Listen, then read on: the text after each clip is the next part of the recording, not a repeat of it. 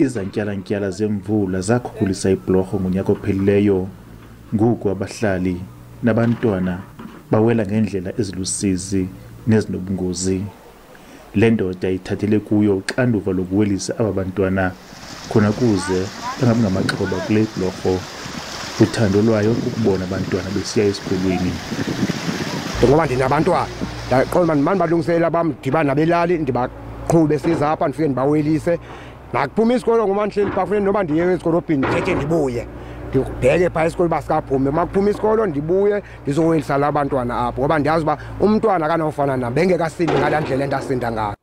Abantu abadala bathwaxa ile meko mihla le, ingakumbi abo kufuneka beleqiswe kwiinkonzo zezempilo. Ngelixa unondaba bemaxhaphetshi besenza umsebenzi kule ndawo, gqi igquba lamadoda lixwaye ixhegokazi elingaphilanga. Wethu akaphilanga tata.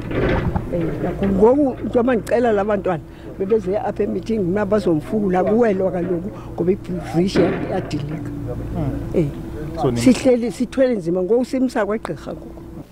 Imibutho zepolitiko ivakalise inkxalabo yayo ngale imeko.